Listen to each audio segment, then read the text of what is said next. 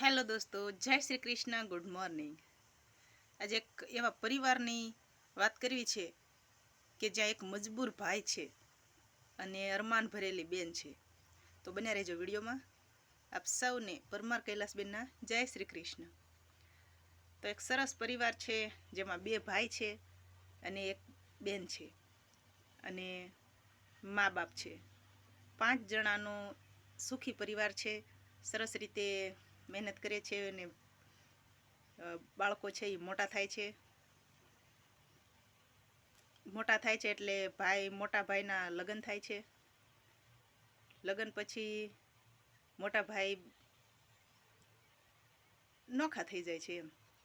એમને 1-2 સંતાન થાય છે, પછી નોખા થઈ જાય છે, અલગ રહેવા માંડે છે.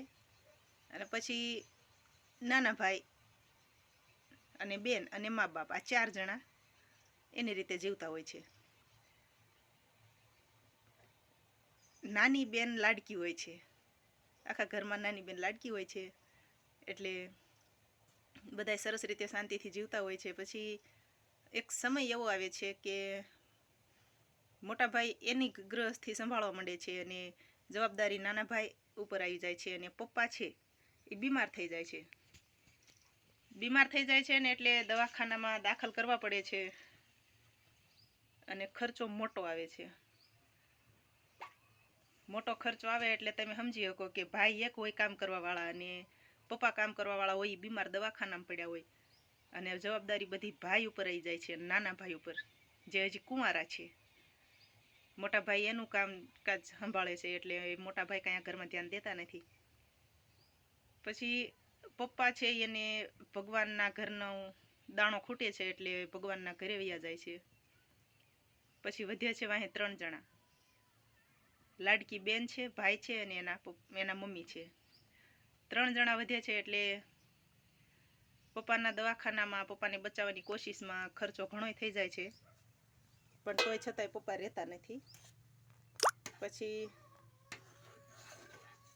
ભાઈને એક સરસ સુંદર સંસ્કારી ઘરની દીકરી હારે એના લગ્ન થાય છે. નાના ભાઈના સંસ્કારી દીકરી ઘરમાં આવે છે, સરસ રીતે બધું કામકાજ હાલે છે. નણંદ ભોજાઈને બહુ સારું ભળે છે, સાસુ વહુને પણ ભળે છે સરસ રીતે. ત્રણેય બેન બાયુ, હાહુ વહુ અને લાડકી નણંદ, આ 3 જણા ઘરમાં પ્રેમથી રહે છે, શાંતિથી રહે છે. પપ્પાના દવાખાનાનો ખર્ચ હજી ઉતર્યો નહોતો, ભાઈના લગ્નનો ખર્ચ આવ્યો હતો. ભાઈના લગ્ન ધામધૂમથી કરવામાં આવ્યા, કારણ કે અરમાન તો હોય જ તે પોતાના હાથે મહેનત કરીને પૈસો કમાતા હોય એટલે અરમાન હોય. ધામધૂમથી લગ્ન કર્યા. લગ્નમાં વાત એવી થઈ કે પપ્પાના હજી તો દવાખાનાનો ખર્ચો ઉતર્યો નહોતો, ત્યાં ભાઈના લગ્નનો ખર્ચો માથે ચડી ગયો. અને હવે જે લાડકી બેન છે એના લગ્નનો ટાઈમ આવે છે તો ભાઈ જે છે એ એમ કહે છે કે બેનને, હવે તમે બધાય લોકો સમજજો આ વાતને કે ભાઈ આમાં સાચો છે કે નહીં. એમ ભાઈ છે એ બેનને એમ કહે છે કે આપણી પરિસ્થિતિ સામે જોઈ અને કોર્ટ મેરેજ કરી લેવી આપણે. એમ ટૂંકમાં બધું પતી જાય, ખર્ચો ઓછો થાય અને બેન એના ઘરે વિદાય થઈ જાય, આવી ભાઈની સમજણ છે. અને બેન છે એ જીદ કરે છે કે ના, જાન તો મારા આંગણે જ આવવી જોઈએ. તો હવે આમાં એ ભાઈ જે છે એ એકલા હાથે રળવા વાળો માણસ છે અને બાપનું બાપનું કરજ માથે હતું, પોતાના લગ્નનું થયું અને હવે બેન એમ કહે છે કે ના, જાન તેડાવી છે. તો આમાં બેનને સમજવું જોઈએ કે નહીં? તમે લોકો શું કહેશો? ભાઈ સાચો છે કે બેનની જીદ સાચી છે? કોમેન્ટમાં જણાવજો.